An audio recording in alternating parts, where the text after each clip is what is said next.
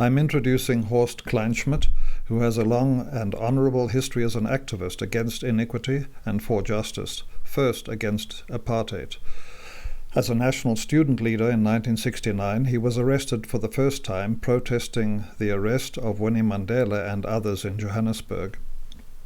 In the 1970s, he worked for the Christian Institute of Southern Africa with the renowned Afrikaner dissident Reverend Baz Naudé, through which he also kept up regular contact with Steve Biko, founder of the Black Consciousness Movement.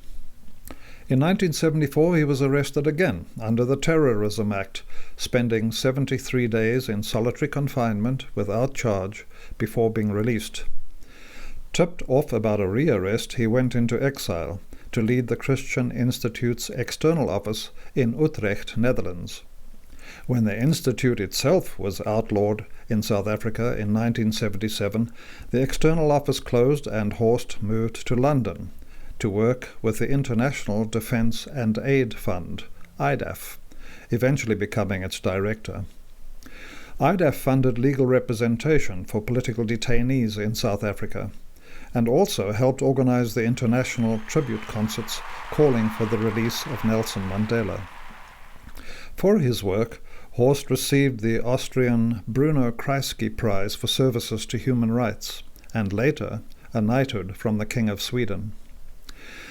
Back in a free South Africa, he worked for Lawyers for Human Rights and two major development trusts before moving into the fisheries industry, mandated there to deal with corruption, an equitable, deracialized system of fishing quotas, and to lead South Africa's Antarctica research program. Horst was born in Namibia into a long family of missionaries, one of whom had married a black woman of Khoi origin, splitting the family. Since learning of this long repressed history, Horst has sought to open it up, including hosting 2 full family meetings in Namibia. Now resident in a classically white suburb of Cape Town, he is still highly active in a new struggle for just housing, with community leaders in Masiphumelele, a neighboring black apartheid-style settlement. Being a neighbor in this context is the substance of this interview with him. Masiphumelele is in the aftermath of apartheid, 26 years later, still is housing for poor people, entirely for black people. And that serves as a cheap labor reservoir for the middle-class suburbs that surround it on all sides.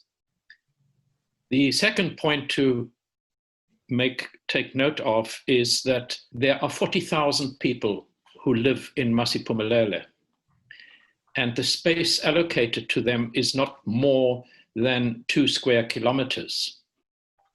I live as part of the valley in which Masiphumelele exists, and we live on 40 square kilometers. This is to accommodate the large estates. This is to accommodate the swimming pools. This is there to accommodate riding ranges and more and more, in a state that is determined by wealth, white wealth, substantially, overridingly, and by the acceptance by an old order and a new order that if this is the way it is, let it be. And I cannot accept that circumstance. So I chose the word ubumelwane, which is an isiXhosa word. Simply translated, it means neighbor or neighborhood. But in isiXhosa, it means much more. A neighborhood, if you are a neighbor, you are a caring person. You exercise concern for those who are in your neighborhood. And so my task is to see how best I can ensure that there is an act of solidarity, an act of support for what changes the basic issues that underlie this ghetto, which is partly offensive in by social dimensions, by highways which are designed in such a way that the people there are congested into an area. And even under COVID, land has not been made available, and people therefore cannot exercise social distancing in any fashion or form because they live in the most dismal, appalling shacks. The people in that area are going to be the subject of poverty and hunger, as they are already, for a period that will go much, much further than the COVID, even if COVID is the dominant factor with us for the next 18 months or 2 years. I think that's a pretty clear picture, and it may be specific in some ways to South Africa, but obviously by no means restricted to South Africa. You've also said that there's a huge amount of pouring of charity, of philanthropy, if you like, under COVID-19 that has come from those who are better off, mainly white, but not only, but mainly. And so what is one to make of philanthropy? To not do that by doing more good acts for them. It does not mean extending my hand again and again and again and saying, here's more bread. That may be absolutely necessary when COVID bites at its hardest. I understand that. I'm not questioning that, but I am saying something else. It turns out that the system has not changed for the majority of the people. Change in this country can only come about if we accept and understand that in one part, the super rich, the part that makes us so unequal, shed, give, depart with something.